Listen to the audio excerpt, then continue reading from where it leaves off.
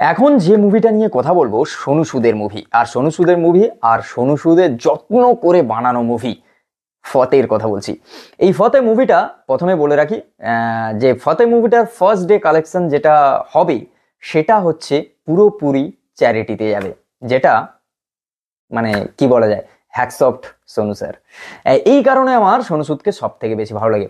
এবার সমাজ সেবা যে উনি করবেন ভেবেই নিয়েছেন, মানে সব দিকে সমাজ সেবা থাকবে। এই যে যেরকম সবার জন্য হচ্ছে 99 টাকায় প্রথম দিনের টিকিট রাখা, আর তারপর যা চ্যারিটিতে টাকা আসবে সেটা পুরোটাই ডোনেট করে দেওয়া।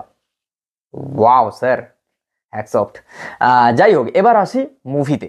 মুভিটা কেমন হয়েছে? মুভিটা যদি আমরা মার্কো মুভিটা এর আগে না দেখতাম তাহলে বলতাম এরকম র আর এরকম ফাইট, এরকম গলগল করে রক্ত বেরিয়ে যাওয়া, এরকম মার, মাথায় ছুরি ঢুকিয়ে দেওয়া, কাঠ ঢুকিয়ে দেওয়া, মানে সেই সব জিনিসগুলো না আমরা একটু অবাক হতাম।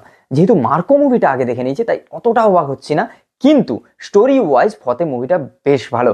যেরকম মুভির প্রথমে বললাম সমাজ সেবাতে সোনু স্যার সবসময় রেডি থাকে, সেরকম এই মুভিতেও কিন্তু এক প্রকার সমাজ সেবাই করছে। যে কিভাবে সাইবার ক্রাইম করে লোকেরা লোনের নামে একে অপরকে ঠকাচ্ছে, আর সেটাকেই খুঁজে বের করার উদ্দেশ্য তার, এটাও সমাজ সেবা। খুব একটা যে অবাক করা গল্প তা কিন্তু নয়, কিন্তু যেভাবে এক্সিকিউট করা হয়েছে, যেভাবে পুরো সিনেমার জালে পুরোটাকে জড়িয়ে যেভাবে রিপ্রেজেন্ট করা হয়েছে সেটা কিন্তু বেশ ভালো, খারাপ নয়।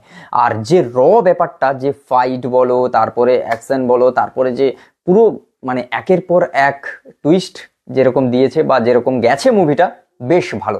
আমার তো বেশ ভালো লেগেছে। তোমাদের কেমন লেগেছে অবশ্যই কমেন্ট করে জানাও। আর এরকম সুন্দর সুন্দর সিনেমার রিভিউ, রিয়াকশন থেকে শুরু করে স্টারেদের, তোমার পছন্দের স্টারের গল্প শোনার জন্য অবশ্যই আমাদের চ্যানেলটাকে সাবস্ক্রাইব করে নাও। তার কারণ প্লেলিস্টে যাও, স্টার গল্প বলে একটা প্লেলিস্ট আছে, সেটা শোনো। তোমার পছন্দের কোনো স্টারের গল্প পেয়ে যেতে পারো সেখানে। স্টারের গল্প আছে, সবসময় স্টারকে নিয়েই গল্প হয়। তো চলো, দেখা হচ্ছে নেক্সট ভিডিওয়। ততক্ষণের জন্য বাই, আর দেখা হচ্ছে খুব তাড়াতাড়ি।